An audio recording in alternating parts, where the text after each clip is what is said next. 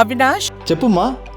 దగ్గరలో ఉన్న మెడ్ప్లస్ కు వెళ్ళి మెడ్ప్లస్ బ్రాండ్ మెడిసిన్స్ అని అడిగి కొనుక్కునరా. అక్కడ 50 to 80% తగ్గింపుకు వస్తుంది. మీరు తీసుకునే అదే మందులు, అదే నాణ్యమైన మందులు, కానీ సగం ధరకే.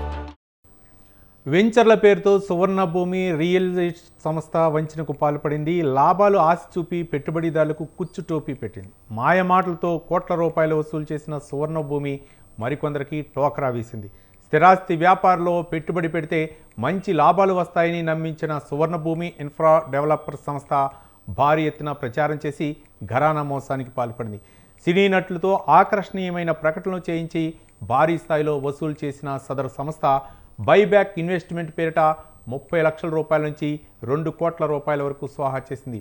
పెట్టుబడి పెట్టిన ఏడాదిన్నర తర్వాత 24% లాభాలు ఇస్తామని ఆశ కల్పించి చివరికి చల్లని చెక్కులు ఇచ్చి కస్టమర్లను నిలువునా ముంచింది.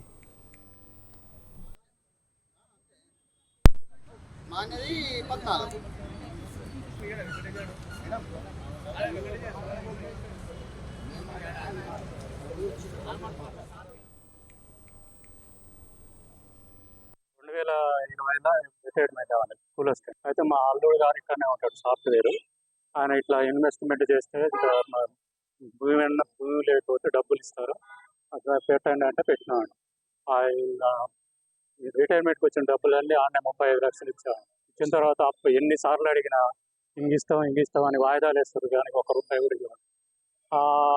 ఆ టెన్షన్కు నాకు ఈ 6 నెలల క్రితం స్టెంట్లు కూడా పడ్డాయండి. ఇదే అపోలో హాస్పిటల్లో స్టెంట్లు కూడా పడ్డాయి. ఇప్పటిదాకా కూడా మొన్న కూడా పోయి వచ్చినా కానీ ఏం లేదు, వస్తాయి అన్నాడు, ఇవ్వలేదు. మా దగ్గర 35 లక్షలు ఆయన మాకు పెట్టిన పీరియడ్ లెక్క ప్రకారం అయితే 76 లక్షలు రావాలండి. అసలైతే 35 లక్షలు. తాజాగా సువర్ణభూమి ఇన్ఫ్రా డెవలప్స్ ఎండి శ్రీధర్, డైరెక్టర్ దీప్తిపై హైదరాబాద్ సిసిఎస్లో పలువురు బాధితులు ఫిర్యాదు చేశారు.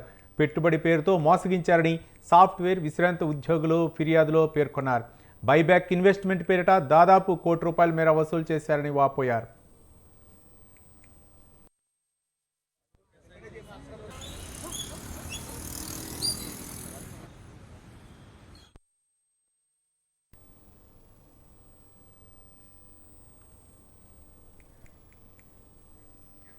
ఏడాదిన్నర తర్వాత 24% అధికంగా చెల్లిస్తామని తెలిపారని బాధితులు వెల్లడించారు. స్కీమ్ కాల వ్యవధి దాటినా డబ్బులు చెల్లించలేదని ఆవేదన వ్యక్తం చేశారు. ఈ విషయంలో ఎలాగైనా తమకు న్యాయం చేయాలని బాధితులు ఫిర్యాదులో కోరారు. స్కీమ్ కాల పరిమితి దాటినప్పటికీ తమ డబ్బులు చెల్లించకుండా కార్యాలయం చుట్టూ తిప్పించుకుంటున్నారని బాధితులు ఆవేదన వ్యక్తం చేశారు. అన్ని చాలా కంప్లైంట్స్ వెళ్ళిపోయినండి. బంజారా హిల్స్ లో పోలీస్ స్టేషన్ లో కంప్లైంట్ చేసాము. ఇక్కడ కూడా ఆల్రెడీ సిసిఎస్ లో కూడా కంప్లైంట్ చేసి 1 year అవుతుందండి. సో నో ప్రోగ్రెస్ అండి. మల్టిపుల్ పోలీస్ స్టేషన్ లో కంప్లైంట్స్ వెళ్ళిపోయినాయి. చెక్ బౌన్స్ కేసెస్ వేసాము. అన్ని కూడా ప్రోగ్రెస్లు ఉన్నాయి, కానీ చాలా మంది ఇప్పటివరకు పోలీస్ కేసులు వేసిన వాళ్ళు ఉన్నారు, చెక్ బౌన్స్ కేసులు ఉన్నారు, సివిల్ ద్వారా కూడా మేము అప్రోచ్ అయ్యాము. కానీ ఇంతవరకు కూడా ఎక్కడ కూడా మాకు ఏ ప్రోగ్రెస్ ఏమి కనిపించట్లేదండి. 2021 నుంచి కూడా ఇప్పుడు ఇస్తాము, ఏప్రిల్లో ఇస్తాము, మేలో ఇస్తాము, లేకపోతే మా ఎలక్షన్స్ వల్ల వచ్చింది, గవర్నమెంట్ చేంజ్ అవ్వడం వల్ల కొంచెం ప్రాబ్లం వచ్చింది, మీకు ఇస్తాను, మీ ప్రాబ్లం ఏం లేదు, విత్ 24% ఇంట్రెస్ట్తో మీకు అందరికీ పే చేస్తానని చెప్పి 2 years నుంచి చెప్తున్నారండి. కానీ సింగిల్ రూపీ కూడా మాకు ఇంతవరకు. ఇప్పటికే ఆల్రెడీ కంప్లైంట్స్ అన్ని చాలా కంప్లైంట్స్ వెళ్ళిపోయినండి. బంజారా హిల్స్ లో పోలీస్ స్టేషన్ లో కంప్లైంట్ చేసాము. ఇక్కడ కూడా ఆల్రెడీ సిసిఎస్ లో కూడా కంప్లైంట్ చేసి 1 year అవుతుందండి. సో నో ప్రోగ్రెస్ అండి. మల్టిపుల్ పోలీస్ స్టేషన్ లో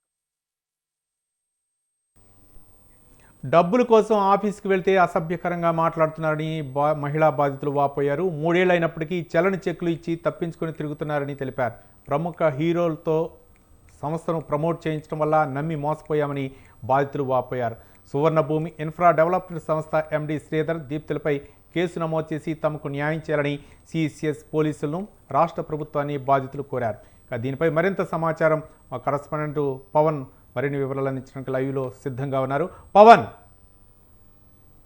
సువర్ణభూమి ఇన్ఫ్రా డెవలపర్స్ పైన దీనికి సంబంధించి పూర్తిగా సంస్థ తమను మోసం చేసింది, తమ వద్ద డబ్బులు తీసుకొని అనేక స్కీమ్ల ద్వారా దీనికి సంబంధించి తిరిగి అధిక మొత్తంలో డబ్బులు చెల్లిస్తామని చెప్పి కూడా ఒక్కొక్కరి నుంచి కూడా 30 లక్షల రూపాయల నుంచి దాదాపు ₹1 కోటి వరకు కూడా వసూలు చేసింది. దాని తర్వాత యొక్క సమయం గడిచినా కూడా తమకు రావాల్సిన డబ్బులు మాత్రం ఇవ్వట్లేదని చెప్పి కూడా చాలామంది బాధితులు పోలీసులను కూడా ఆశ్రయించారు. అయితే ఇప్పటికే సంస్థకు సంబంధించి సువర్ణభూమి ఇన్ఫ్రా సంస్థకు కూడా వెళ్ళి అక్కడ ఎండీని అడిగినా కావచ్చు, అంతేకాకుండా ఎండీ శ్రీధర్ బొలినేని, డైరెక్టర్ దీప్తి బొలినేని వీరిద్దరిని అడిగినా కూడా వారు ఎలాంటి సమాధానం చెప్పడం లేదు. అంతేకాకుండా తమపైనే పూర్తిగా అసభ్యకరంగా మాట్లాడుతున్నారని చెప్పి కూడా సిసిఎస్ పోలీసులను కూడా ఆశ్రయించారు.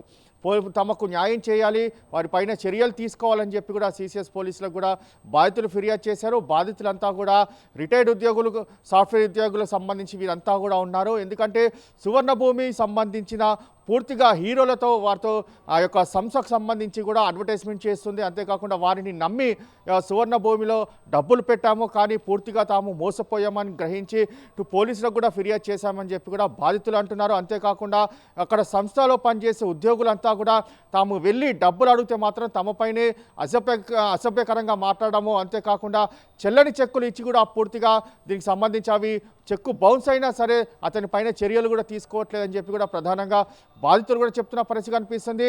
అంతేకాకుండా తమకు న్యాయం చేయాలి.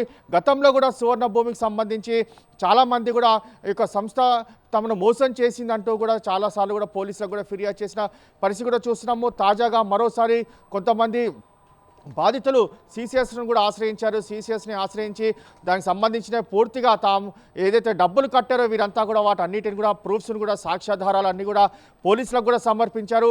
పోలీసులు మాత్రం దీనిపైన కేసు నమోదు చేసి దర్యాప్తు చేస్తున్నామని చెప్పి ప్రధానంగా చెప్తున్నారు. అయితే ప్రధానంగా చూస్తే శ్రీధర్ బొలినేని యొక్క సంస్థ ఆ ఎండి మాత్రము చాలా మంది పైన ఇప్పటికే దీనికి సంబంధించి చాలామంది అతని పైన కూడా కేసులు పెట్టారు. అతను చీటింగ్ చేశారని చెప్పి కూడా చాలామంది బాధితులు గతంలో కూడా మీడియా ముందుకు వచ్చి మాట్లాడారు. అంతేకాకుండా డైరెక్టర్ ఆ దీప్తి బొలినేని ఆమె కూడా పూర్తిగా దీనికి సంబంధించి చాలామందిని కూడా మోసం చేసింది. ఇలా భూములు ఇస్తాము బై బ్యాక్ ద్వారా, డబ్బులు కడితే తిరిగి 24% అధిక వడ్డీతో ఏడాది కాగానే డబ్బులు ఇస్తామని చెప్పి కూడా అనేక స్కీముల ద్వారా ఇప్పుడు ప్రజల నుంచి కూడా డబ్బులు తీసుకుంటారు. తీసుకున్న దాని తర్వాత మోసం చేస్తున్నారని చెప్పి కూడా ప్రధానంగా చాలామంది బాధితులు కూడా లబోదిబోమంటున్న పరిస్థితి కూడా చూస్తున్నాము. ఇప్పటికైనా సువర్ణభూమి పైన కేసులు కూడా నమోదు చేసి తమకు న్యాయం చేయాలి. ఎందుకంటే గతంలో కూడా సువర్ణభూమి సంస్థ కార్యాలయం ముందే చాలామంది బాధితులు పెద్ద ఎత్తున ధర్నాలు కూడా చేసిన పరిస్థితి కూడా గమనించాము. తాజాగా మరోసారి కొంతమంది బాధితులు ఇప్పటికే పోలీసులను కూడా ఆశ్రయించి తమకు న్యాయం చేయాలని చెప్పి కూడా కోరుతున్న పరిస్థితి కూడా చూస్తున్నాము. రైట్ పవన్, ఈ మధ్యకాలంలో రియల్ దందాలు ఎక్కువగా అవుతున్నాయి. హైదరాబాద్ చుట్టుపక్కల ఉన్నటువంటి ఈ రియల్ ఎస్టేట్లు అయితే మాత్రం చేస్తున్నాం. మరోపక్క వ్యాపార ప్రకటనల కోసం పెద్ద ఎత్తున హీరోలతోటి ప్రచారం చేయించడం కూడా ఈ యొక్క బాధితులు నష్టపోవడానికి కారణం అవచ్చా, ఆకర్షించడానికి కారణం అనుకోవచ్చా పవన్? మొత్తానికి చూస్తే రియల్ ఎస్టేట్ సంబంధించిన కొన్ని సంస్థలు ప్రముఖంగా వాటిని ప్రమోట్ చేసుకోవడానికి హీరోలను సంబంధించి వారిని వాడుకుంటారు. వారి అడ్వర్టైజ్మెంట్కు వారికి కావాల్సిన డబ్బులు చెల్లించిన దాని తర్వాత వీటిని ప్రజల్లోకి ఈ యొక్క అడ్వర్టైజ్మెంట్ని పూర్తిగా పంపించే విధంగా సోషల్ మీడియా ద్వారా తమ రియల్ ఎస్టేట్ సంబంధించిన సంస్థను చాలా ఫోకస్ చేసుకుంటారు. అయితే ఇదంతా నమ్మిన సామాన్య ప్రజలు ఇది బాగుంది, ఇందులో ప్రధానంగా కొంతమంది ప్రముఖ హీరోలే అడ్వర్టైజ్మెంట్ చేస్తున్నారు కాబట్టి వారిని చూసి ఇందులో డబ్బులు పెడుతున్నారు. డబ్బులు పెట్టిన దాని తర్వాత అనేక స్కీములు కూడా వారికి చూపిస్తారు. ఒక దగ్గర భూమి కొంటే ఇంత ఉంటుంది, మరో దగ్గర భూమి కొంటే ఇంత ఉంటుంది, ఇక్కడ భూమి కొంటే అధికంగా మీకు డబ్బులు ఇంత వస్తాయి అనేది మాత్రం ప్రధానంగా కొన్ని స్కీములు పెట్టి ప్రజలను కూడా ఆకర్షిస్తారు. ఆకర్షించిన దాని తర్వాత వారి వద్ద నుంచి కూడా డబ్బులు వసూలు చేసిన దాని తర్వాత కొంత సమయం వరకు కూడా కొంత డబ్బులు చెల్లించినా తిరిగి మాత్రం అక్కడి నుంచి వారికి అందుబాటులోకి రారు. అంతేకాకుండా సంస్థలో సంబంధించిన ఈ యొక్క పనిచేస్తున్న సంస్థ యజమానులు కూడా తమను పట్టించుకోరు. ఇలాంటి ఘటనలు హైదరాబాద్ చుట్టుపక్కల ప్రాంతాల్లో చాలా కార్యాలయాల పైన కూడా పోలీసులకి ఫిర్యాదు చేశారు. అయినా కూడా ఇక అడ్వర్టైజ్మెంట్ ద్వారా ప్రజలను నమ్మించి మోసం చేస్తున్నారని చెప్పి కూడా ప్రధానంగా దీనిపైన చర్యలు తీసుకోవాలని చెప్పి కూడా ప్రజలు కూడా కోరుతున్నారు. అయితే ఇప్పటికే ఈ యొక్క రియల్ ఎస్టేట్ సంస్థలో పెట్టుబడులు పెట్టిన సామాన్య ప్రజలు కోట్లాది రూపాయలు మోసపోయి చాలామంది కూడా ఆత్మహత్యలు కూడా పాల్పడ్డారు. అంతేకాకుండా అనారోగ్యాలు కూడా పూర్తిగా దీనికి సంబంధించి ఆరోగ్యాలు కూడా క్షీణించిపోయాయి. కాబట్టి దీనిపైన చర్యలు తీసుకోవాలి. ప్రభుత్వం కూడా ఈ యొక్క రియల్ ఎస్టేట్ సంబంధించిన కంపెనీలపైన ప్రధానంగా ఫోకస్ పెట్టాలి. ఫోకస్ పెట్టి ఎవరైతే చీటింగ్ చేస్తున్నారో వారిపైన కఠిన చర్యలు తీసుకుంటే ఇంకో రియల్ ఎస్టేట్ సంబంధించిన సంస్థ అలాంటి చర్యలు కూడా తీసుకోవాలంటే కూడా భయపడాల్సిన పరిస్థితి ఉంటుంది. కాబట్టి ప్రభుత్వం కూడా దీనిపైన ఒక ఖచ్చితమైన శిక్ష తీసుకోవాలి. అంతేకాకుండా వీటికి కఠినమైన నిర్ణయాలు కూడా ఉండాలని మాత్రం సామాన్య ప్రజలు కూడా కోరుతున్న పరిస్థితి కూడా మనం గమనిస్తున్నాము. కానీ పవన్, చాలామంది ఈ రియల్ ఎస్టేట్ను ఆశ్రయించడం, స్కీముల పేరుతోటి స్కాములు చేయటం ఓ పక్క అంటే ప్రభుత్వంలో ఉన్నటువంటి లూజ్ పోల్స్ని ఆసరాగా చేసుకొని ఈ విధంగా రియల్ దందాలకు పాల్పడుతున్నారు. వీళ్ళకి వెనక ఏమైనా పెద్దల హస్తం ఉండేటటువంటి అవకాశం ఉందా, బడా నేతలు ఉండేటటువంటి అవకాశం ఉందనుకోవచ్చా?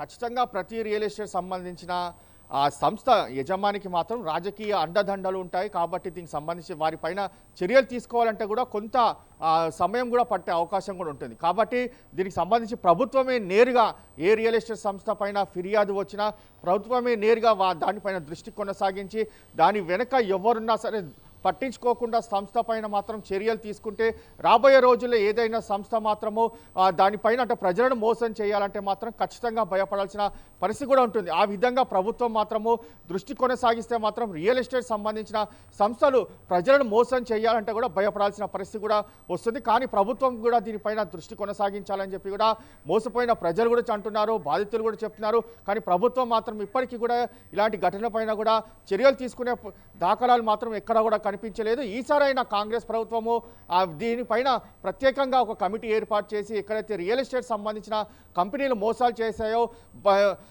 డబ్బులు పోడగొట్టుకొని ప్రజలు బాధపడుతున్నారో వారికి న్యాయం చేసే విధంగా కూడా ప్రభుత్వం ముందుకు అడుగులు వేస్తే ఇంకా రియల్ ఎస్టేట్ సంబంధించిన సంస్థలు ఇలా ప్రజలను మోసం చేయాలంటే కూడా చాలామంది కూడా భయపడతారు. కాబట్టి నిజమైన రియల్ ఎస్టేట్ సంస్థలే ఏదైనా వెంచర్ కానీ ఇంత కాకుండా ఇతర సంబంధించిన భూముల అమ్మకాల్లో కూడా చాలా క్లియర్గా కొన్ని గైడ్లైన్స్ ఏర్పాటు చేసి వాటిని ఆ గైడ్లైన్స్ ప్రకారమే అమ్మకాలు కావచ్చు, కొనుగోలు కావచ్చు, ఇవన్నీ చేస్తే మాత్రం ఎక్కడా కూడా ప్రజలు మోసపోకుండా ఉంటారు. కానీ ఇక్కడ మాత్రం యథేచ్ఛగా ఒక భూమిని చూయించి అక్కడ ప్రజలతో ఆ యొక్క పెట్టుబడులు పెట్టించి తర్వాత ప్రజలను మోసం చేసే విధంగా కూడా రియల్ ఎస్టేట్ సంస్థలు మనం చాలా చూస్తున్నాము.